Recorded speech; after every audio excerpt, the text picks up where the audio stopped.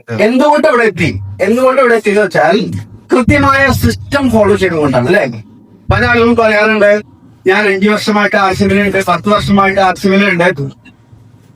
നമ്മൾ ആർസിബിൽ ഉണ്ടായതുകൊണ്ട് കാര്യമില്ല, ആർസ്യം നമ്മുടെ ശരീരമുണ്ടാവുന്നതാണ്.